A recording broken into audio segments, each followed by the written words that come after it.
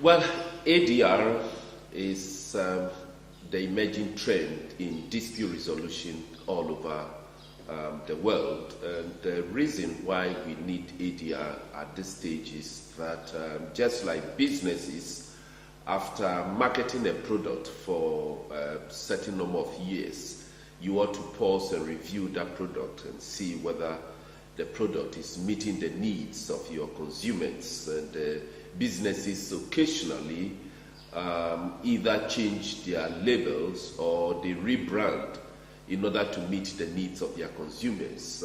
In Ghana here over the years, since the British came to colonize us, litigation has been introduced, and we have marketed litigation for several years.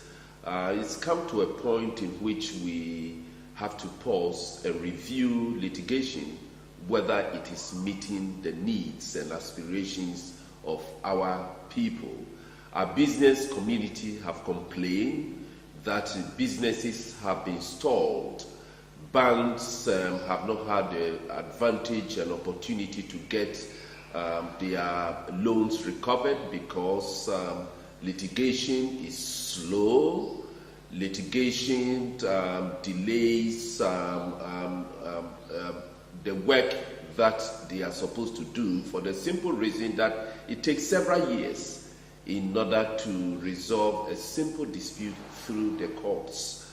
I remember a case that I read recently in which a judge was lamenting that it has taken 26 years for a simple dispute to be resolved. So that is one of the challenges and drawbacks of litigation. The other challenge and drawback of litigation, why we are introducing alternative dispute resolution, is there is no privacy in litigation.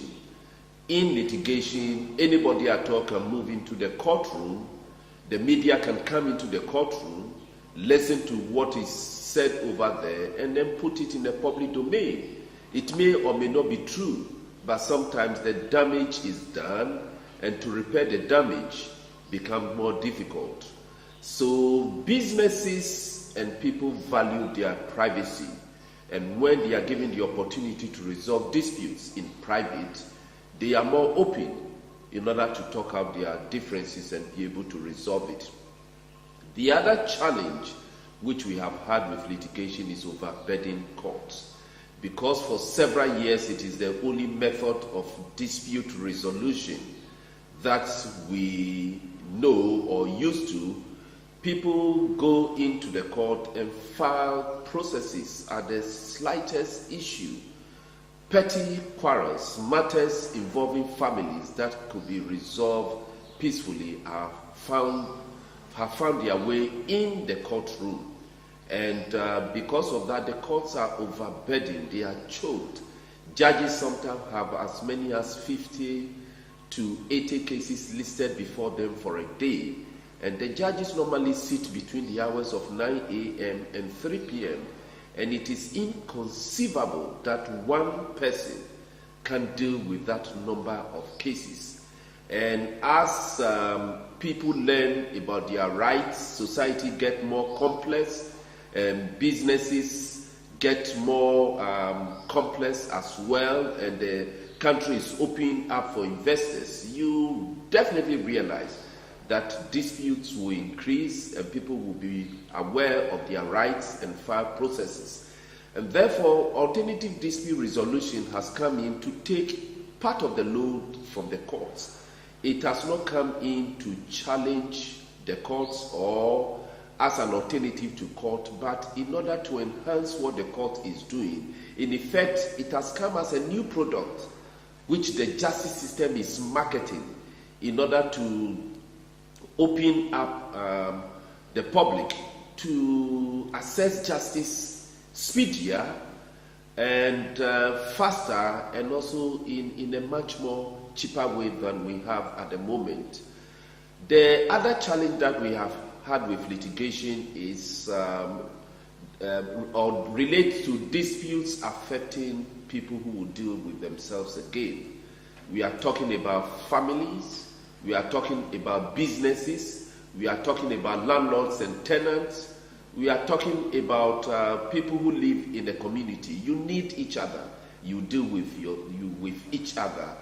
And therefore, when you have any dispute, we have to find out a healthier method of resolving some of these disputes rather than to take matters to court. I cannot see a situation where a father takes the son or the daughter to court, or a son takes the mother or sister to court, and then the relationship is preserved at the end of the day. It will not be preserved. The relationship will not be the same. So alternative dispute resolution has come in order to introduce a healthier and better method of resolving certain type of disputes. Just like the example I've been giving, that when you go to the hospital or the medical center, depending on your ailment, you are referred to the eye department if you have a problem with your eye. If the problem is with your heart, you are referred to the cardio department. If it is with your bones or you have something that affects your hips, you are referred to the orthopedic department.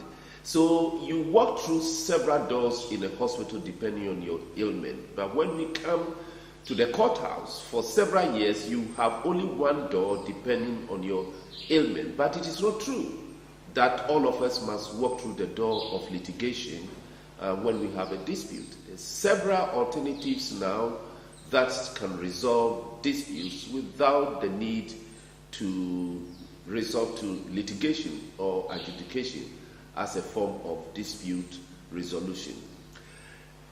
Disputants take their cases to court. They own the process. Unfortunately, when you are in court, you have no say in the process.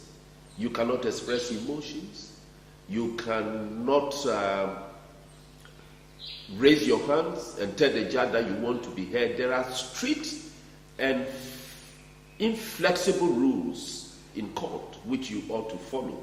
So people suppress emotions and they are not permitted to be part of the dispute, which they are primarily, that is their concern. But in alternative dispute resolution, you are part and parcel, especially mediation. Mediation is party driven.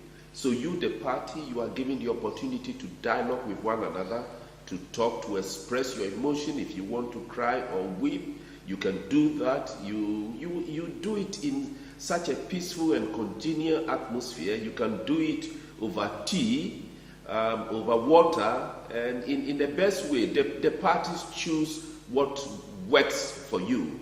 And that, in my view, is a plus when it comes to promoting mediation and alternative dispute resolution.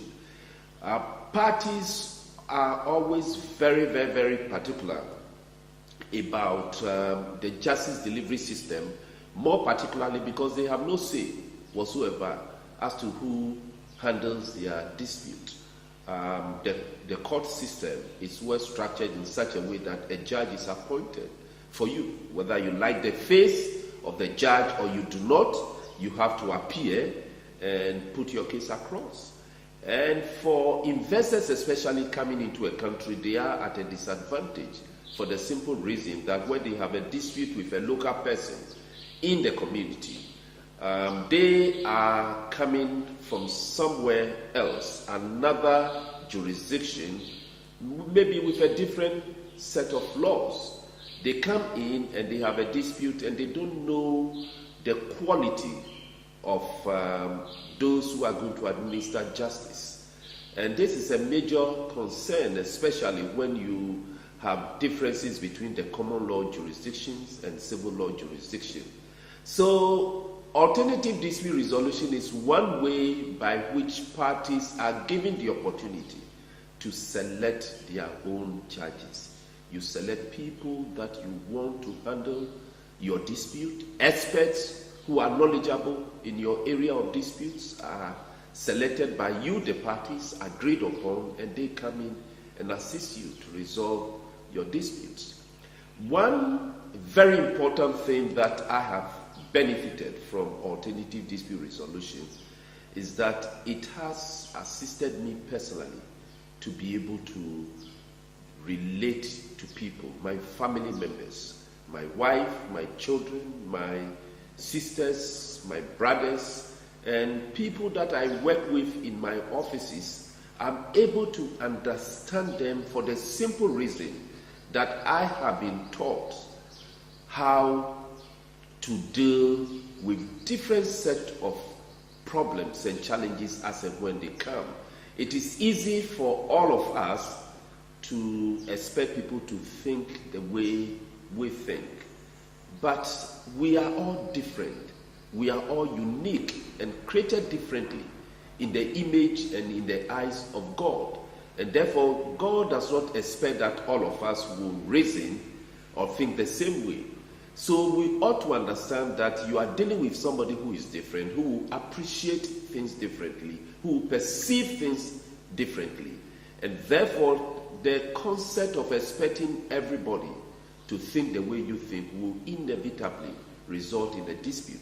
But once you understand that, you'll be able to relate to people and you'll be able to handle their differences. You'll be able to know how to communicate in a proper way that will avoid conflict.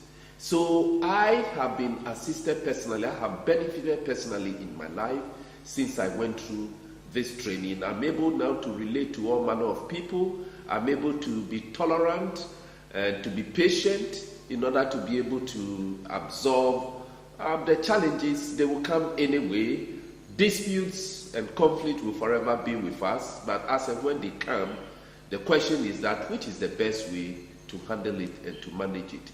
You only know that if you study the concept, the principles, the rules that go with alternative dispute resolution. The skills are very, very crucial and very important. And for me, that is one of the advantages that I have got out of alternative dispute resolution, which I will promote it and expect that everybody, right from school, right from the cradle, we all start learning how to live with one another in a community, how to manage simple conflict and disputes, so that we can leave the judges to deal with the more complicated disputes which cannot be resolved. They then can focus on that, spend time to research, and then come out with rules that will guide society as to what can be done and what cannot be done. But about 80% of disputes that find their way in court have no business whatsoever to be in court. From my point of view, they can be resolved by alternative dispute resolution.